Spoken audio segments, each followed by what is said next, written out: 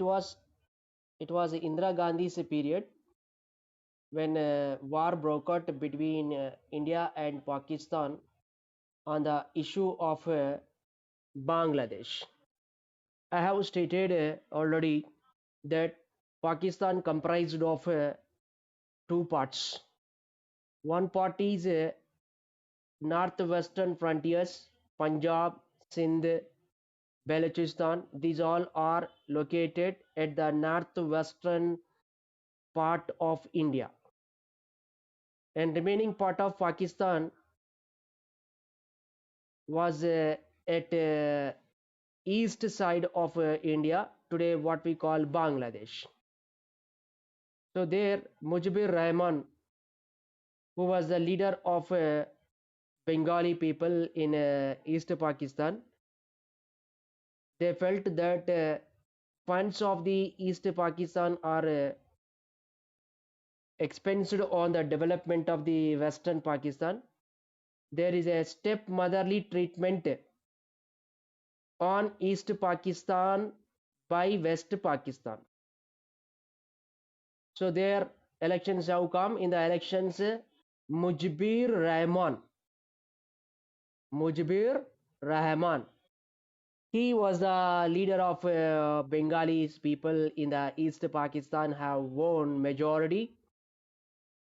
His election was not accepted by the West Pakistan, so their military action taken by West Pakistan on East Pakistan. So there was a civil war between the Pakistan people of West and East. Military was suppressing the people of East Pakistan. So many of the East Pakistan people, they turned to refugees and started moving to the India. So at that time, some lakhs of people migrated in India. So there, the East Pakistan people requested the Indian government to extend the support. So our Indian government extended the support for East Pakistan people to get freedom from the West Pakistan. So there a war broke out between India and Pakistan on the issue of Bangladesh to be created in 1971. In which period? It is in 1971. So by 1971, a war broke out between India and Pakistan. Our Indian government manipulated non-alignment policy cleverly so that two power blocks, that is America and Russia, that is erstwhile Soviet Union, they are ready to enter into this issue. So to stop the intervention of these two power blocks, our Indian government skillfully used non-alignment policy and stop Bangladesh. A new nation is created with the support of India. In India-Pakistan war occurred in 1971. So there Indira Gandhi was the prime minister, and she was treated as a goddess Durga because she succeeded on the Pakistan in 1971. Okay, she was looked a great leader in India. Internal issue there, Indira Gandhi have to chalk out the new policies, that is the left turn. Indira Gandhi created a new path for the Congress and for herself to make very strong. So she introduced a new policies and programs to become popular in India. So Indira Gandhi drafted a new policy and program to strengthen the Congress party. So Indira Gandhi created a new policy and program to strengthen the Congress party and herself. Congress party become weak. How can we say that it become weak? In 1967 elections, Congress party returned to power with least majority, that is 284 seats. That is an evidence to say that it become weak, and many of the Congress members turned to defectors, that is shifting to another party, right? So Indira Gandhi identified this, that there are demerits and a problem in the Congress party. So, so she wanted to create a new path which will strengthen Congress party and also make herself very strong. So she have taken a new path, that what we call left turn. Completely she changed the policy that we have seen. The Lok Sabha elections and state legislative assemblies are conducted simultaneously at a time. That was broken by Indira Gandhi. 1971 elections were conducted at a time to the Lok Sabha and state legislative assemblies. So the elections held in 1967 should complete by 1972. So fresh election should come by 1972. So Indira Gandhi wanted to bring elections 1 year advance, so that she have gone for what breaking the pattern. So by 1971 she called for elections 1 year advance, with that the Jumbly elections, what we call Jumbly elections. Jumbly elections in the sense elections conducted to the Lok Sabha and state legislative assemblies at a time. Such a pattern was broken by the Indira Gandhi. To become strong herself and the Congress party, Indira Gandhi have gone for what taking a new policy and program. So first she have gone for breaking the elections which conducted at a time for Lok Sabha and all state legislative assemblies. And the new program she carried out with a popular slogan, Garibi Hatao. What is that? Garibi Hatao. It means removal of poverty. She entered into the 1971 elections promising that she will remove poverty from India. That what we call Garibi Hatao. Garibi in the sense poverty. Hatao means remove. So removal of poverty become main aim and goal of Indira Gandhi and Congress in 1971 elections. And she promised that she would go on removing the poverty. So Indira Gandhi became very popular at that time with the slogan Garibi Hatao. Many of the people suffering with the poverty, they kept hope on Indira Gandhi. Indira Gandhi also taken action on opposition parties. So opposition parties were declined. She made her opposite parties and opponents to be silenced. She became very terrific leader. She made all opposition parties silent one. She became very popular leader of the poor people, and she got the name Darling of Masses. Indira Gandhi was called at that time Darling of the Masses. Masses in the sense people. Darling in the sense lovable leader, very effective leader. In Telugu we call Priyatama Nayakuralu. So Indira Gandhi became darling of the masses. There was There was the war with Pakistan and India's victory. In 1971, the war broke out between India and Pakistan, in which India succeeded. So India's victory in 1971 war with Pakistan popularized Indira Gandhi, and legislative assembly elections were conducted in 1972. The Congress have did well and riding on the popularity of the Indira Gandhi name. Though the Congress party was weak, on the name of Indira Gandhi, Congress party was getting good results in 1972 general in 1972 state legislative assembly elections.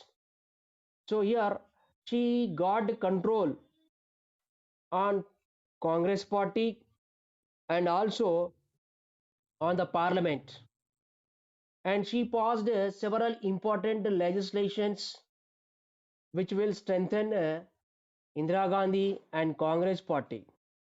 Among the important legislations, those were passed during this period to achieve the goal of social economic transformation was the first thing is nationalization. Nationalization of what you call banks. Many private banks were nationalized by the Indira Gandhi towards achieving socio-economic development. So many of the private banks were nationalized. Second one is the princely pension. That means certain annual amount given to the princes who added their princely states to the Indian Union, that was abolished. Abolition of princely pensions. Princely pension. Pension was given to the princes who acceded their kingdoms to the Indian Union to lead their life per annum. Our Indian government have given certain amount for all the princes who merged their kingdom to Indian Union, and that annual pension here we call princely pension.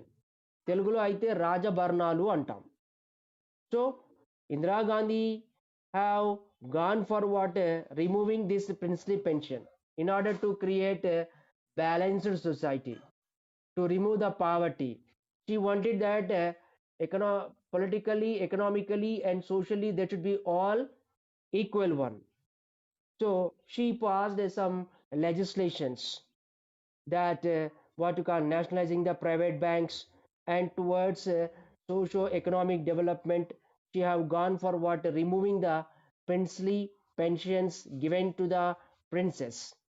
So both these legislations, one is abolition of a princely pension and nationalization of the private banks, these were challenged in the courts.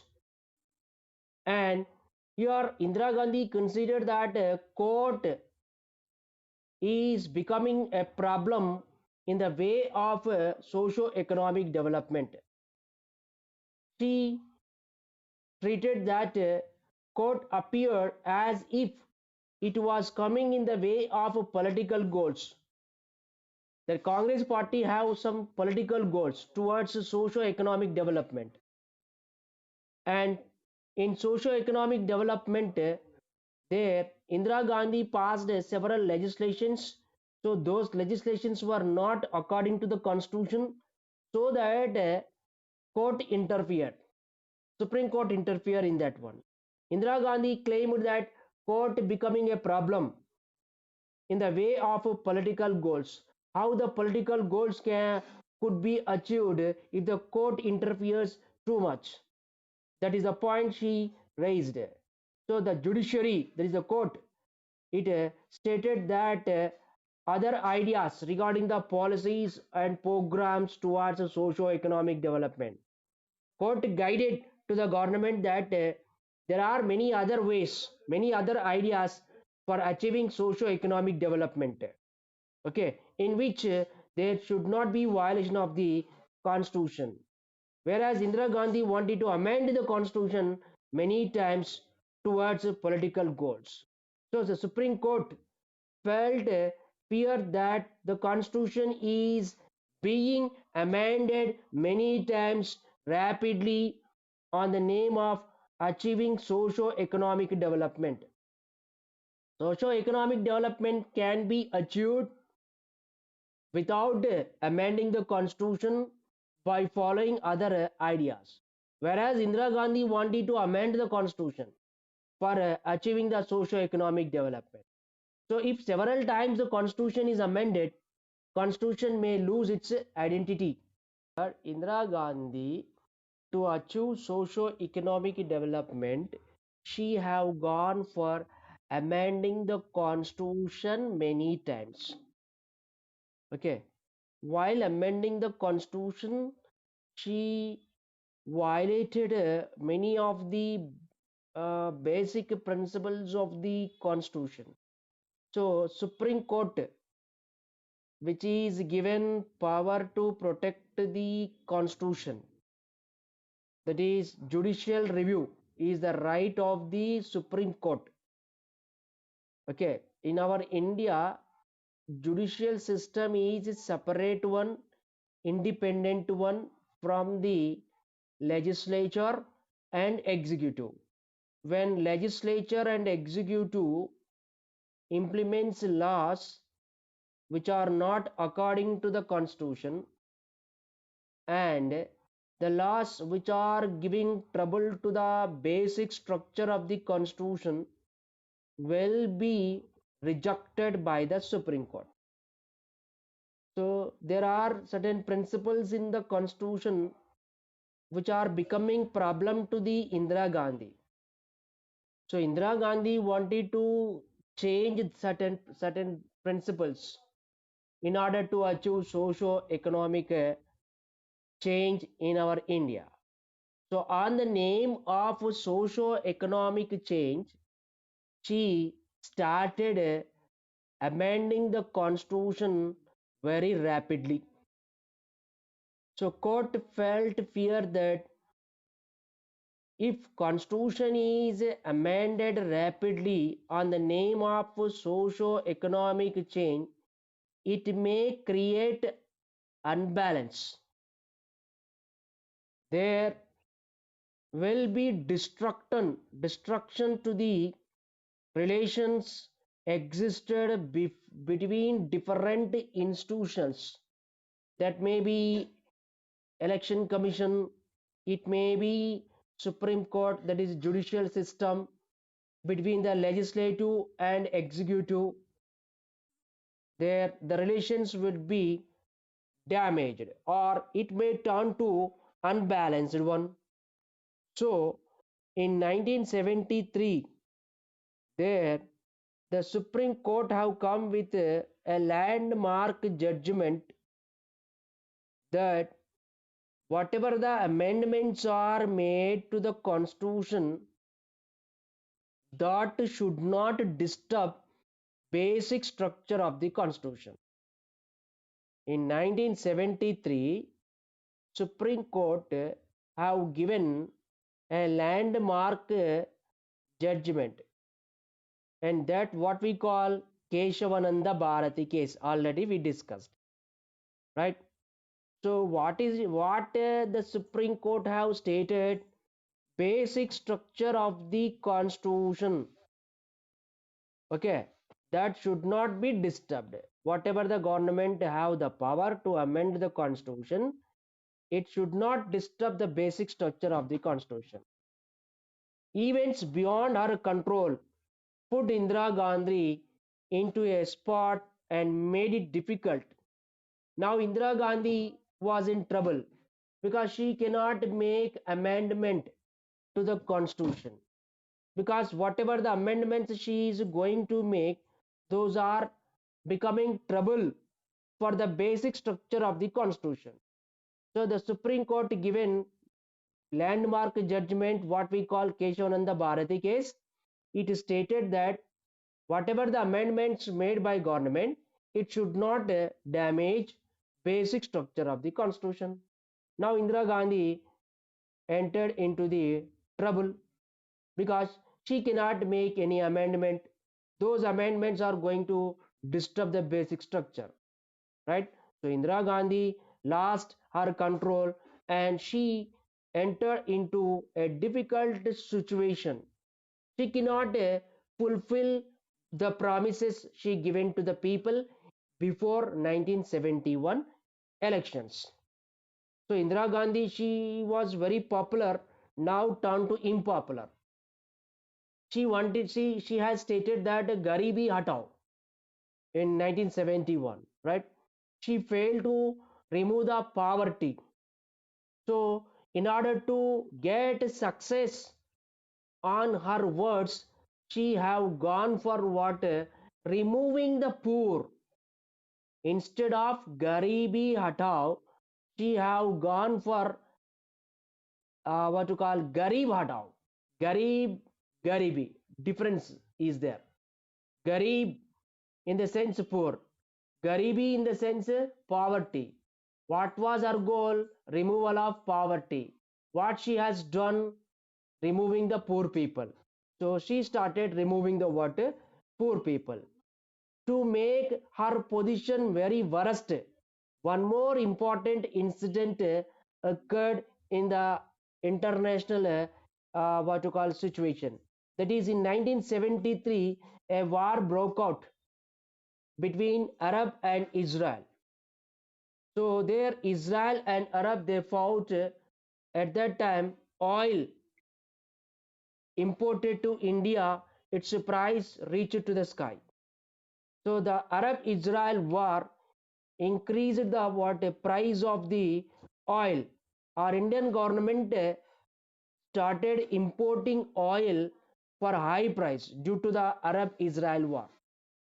So what happens when the oil price increases? Petroleum price increases. Petroleum oil is very basic component which is a part of the development. When its price increased, transport charges will increase. When transport charges will increase, automatically we see the prices of the commodities will increase. So there was increase in the prices of the commodities. So there it given high pressure on the government. And when price increased, what would happen? There the value of the money decreases. That is inflation. What we call inflation. Inflation means it is the what? Continuous rise in the prices of essential items. It is rice, food grains. These are the what basic items which price has increased. When price has increased, what happened? That led to shortage of food. Understand? There was shortage of food and unemployment also increased. As the price increased, that people were not able to buy eat, right? So that unemployment increased because the population is increasing and many of the people are not getting employment, so unemployment increased, it become very effective. So there was a general unhappiness among large section of the population on Congress party and also on Indira Gandhi, and this situation have given what to call a good opportunity for the opposition parties. So opposition have taken it a chance and acted accordingly against the water ruling party. So opposition party began to tap into this discontent in different parts of the country. So here we see that there the opposition parties have gone for taking it an important time for decreasing the popularity of Indira Gandhi and also Congress party. So several opposition parties united under the leadership of Jaya Prakash Narayan. So Jaya Prakash Narayan became the leader of all the opposition parties. And this Jaya Prakash Narayan led series of campaigns against Congress party, against Indira Gandhi in different parts of the country. Okay, especially targeted the Indira Gandhi. And that moment what we call JP movement. Here we'll